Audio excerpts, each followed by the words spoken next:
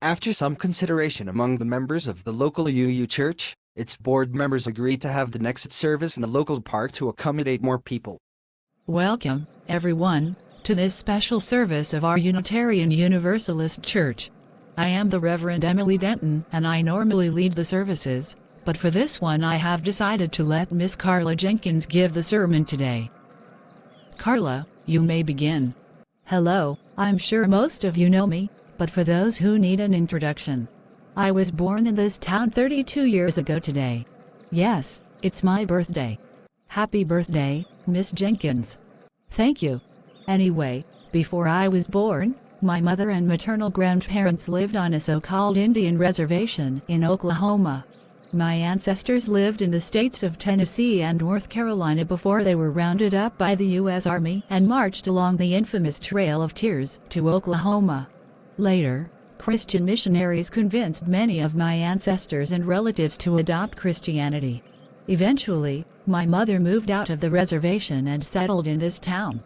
She then met and married my father, who was mostly white but still had some Native American ancestry too. So basically, I have mostly Native American ancestry, a white person's name, and grew up with a white man's religion.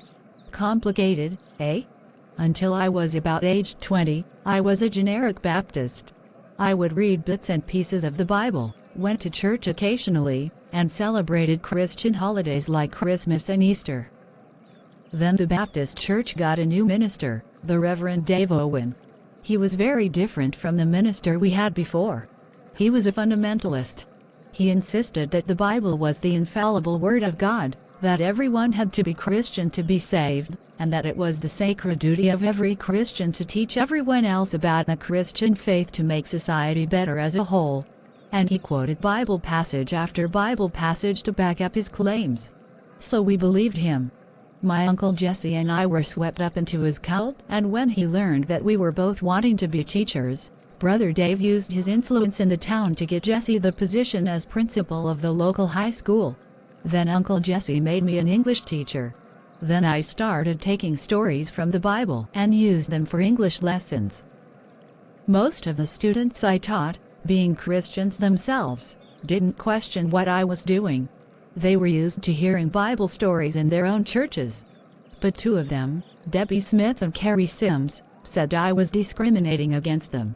They were both atheists and Carrie's mothers were even lesbians. So their mothers sued the school over it. I felt like they were attacking me personally by their hating my religion. But I was wrong. Eventually, however, my own readings of the Bible made clear to me it wasn't the perfectly good book Reverend Owen claimed it was. It was indeed flawed, and therefore so was my religion.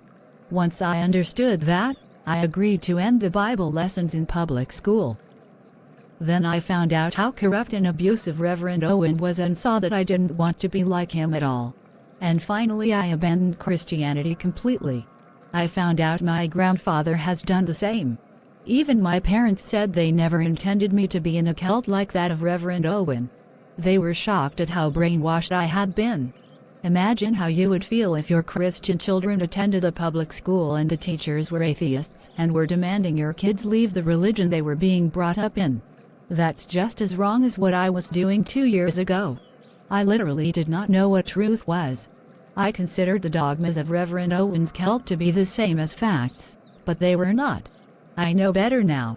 Maybe someday I may feel comfortable believing in God again. Maybe I can even read the Bible and celebrate Christian holidays like I did when I was a child. But I will never be like I was, that brainwashed fundamentalist bigot.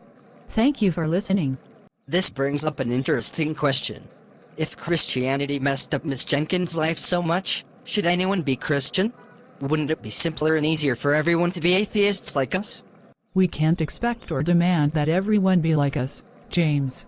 That would make us as bigoted as Reverend Owen.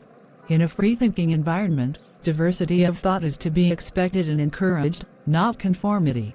It is interesting that you say you only became a cultist because of Reverend Owen. If he had not come along, what would your religion be like now, Carla? Well, I guess I'd still be a generic Baptist, like I was before. What about you? Do you think you could still be a Christian if you had not been a Jehovah's Witness? No, I don't think so.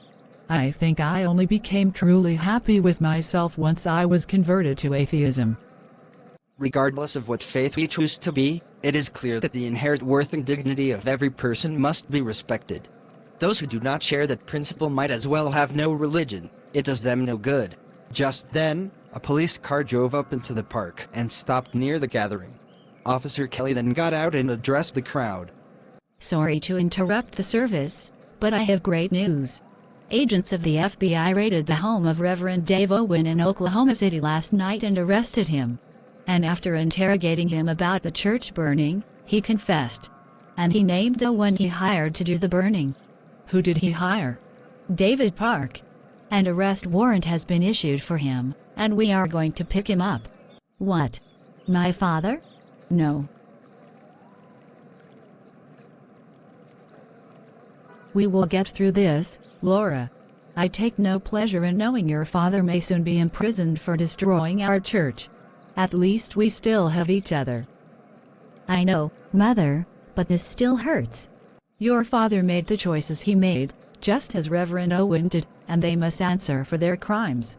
At least you won't have to worry about losing your home or your brothers to that man. You and your mother are free from him. Thank you for your support, Sandy. Mother, if you don't mind, I want to spend the rest of the day with Debbie. I will return home tonight. No problem. Take care of her, Debbie. Of course, Mrs. Park. I'm sorry, Debbie, but I am not feeling romantic at all today. All I want to do is cry my eyes out and be held. Then I will hold you for as long as you need me to, Laura. I love you. I just have one question for you, Debbie. When would you want to get married? I haven't really thought about it. Why? Well, I have.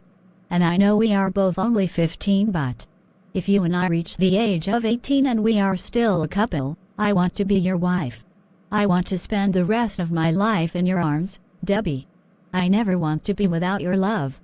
Laura, I don't know what the future holds for us. But in any case, I always want to be a part of your life too.